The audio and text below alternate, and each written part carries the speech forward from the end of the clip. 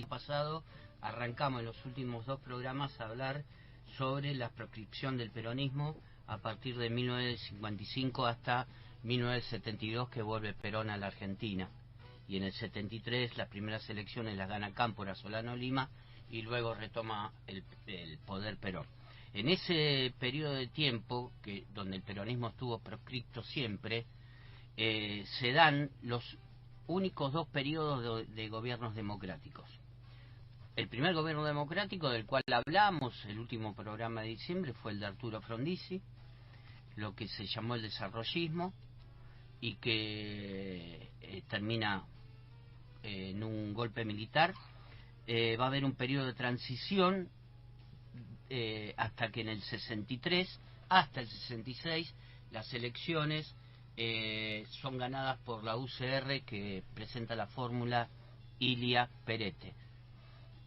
Antes de las elecciones del 63 es importante hablar de 1962, el año previo a esas elecciones, porque en la Argentina se vivió un conflicto conocido dentro de la historia argentina como el enfrentamiento entre colorados y azules, que era parte del ejército argentino se había escindido en 2 partes, los azules, que eran los más cercanos a una apertura democrática, y los colorados, que mantenían una oposición y una postura totalmente diferente y de mantener el gobierno militar.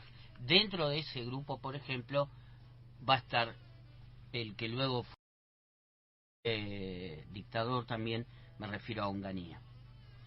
Finalmente, después de ese enfrentamiento, en el 63 se hace el llamado a elecciones finalmente. Como decía recién, las elecciones son ganadas por Ilia, por supuesto con la proscripción siempre del peronismo a presentarse, y un ejemplo de esto es que la UCR gana las elecciones con un 25% de los votos. El segundo porcentaje de votos lo va a tener el voto en blanco, con un 20%. Eso indudablemente marcaba que la no presentación del peronismo hacía que gran parte de esos votos peronistas no iban para ningún lado y se mantenía en el frente. Mientras tanto, a todo este contexto, Ongaro, a cargo de la CGT, plantea y propone un peronismo sin Perón. Perón en España, enterado de esto, manda a Isabel Martínez de Perón a que rompa ese pacto y luego volver a España. Finalmente, el gobierno de Ilia, con un ministro de Economía que fue Pugliese, viejo conocido militante de la UCR, formó parte de la presidencia de Raúl Alfonsín, por ejemplo, logra estabilizar la economía. La Argentina, después de mucho tiempo, tiene una inflación, pensemos la inflación que hoy estábamos hablando, nuestro país tuvo un 94 y pico, ¿no? 95 casi, sí. Bien, fue de un 20%.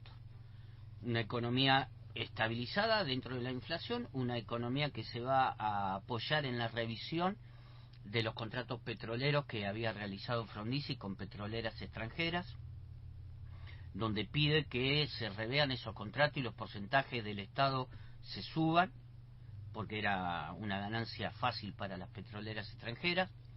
La explotación de Río Turbio, con una explotación de carbón muy importante, porque eso hizo que la Argentina dejara de importar carbón. Es como hoy sería dejar de importar gas, con por ejemplo el gasoducto que se está haciendo de Néstor Kirchner, y la explotación que se da de hierro y acero en Altos Hornos, Zapla, Jujuy, en cuanto a material para la industria pesada.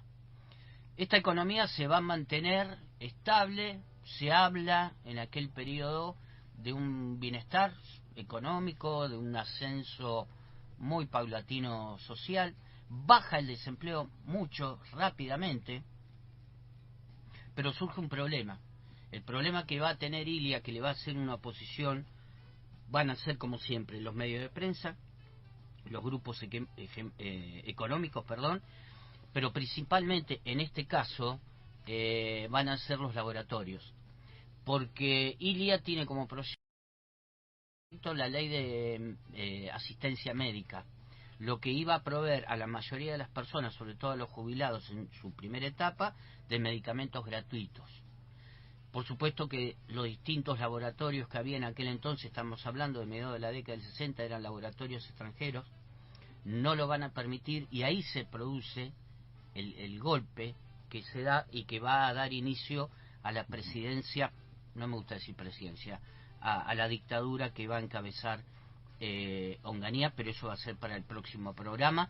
Finalmente, para que tengamos una idea, el primer hecho que se produce cuando Onganía se hace cargo de la presidencia de la Noche de los Bastones Largos, el secretario privado de Onganía era Ramón Camps. Esto para que tengamos en cuenta de quiénes estamos hablando. Y también... Figura importante de la represión durante la siguiente dictadura en la provincia de Buenos Aires, la policía de la provincia de Buenos Aires. Exactamente. Y cómo esto lo digo porque los actores se repiten en la historia argentina. Y con esto cierro, con esto termino. Uno de los periodistas que más se encargó de demoler poco a poco el gobierno de Ilia fue otro conocido nuestro, ahora ya no está más en los medios, fue Mariano Grondona. Claro, que también atravesó... Todos forman parte de lo mismo, todos, inclusive todos, como vos bien decías recién, estuvieron en la última dictadura cívico-militar, que fue la que se produjo a partir del golpe del 76. Todos formaron parte de eso.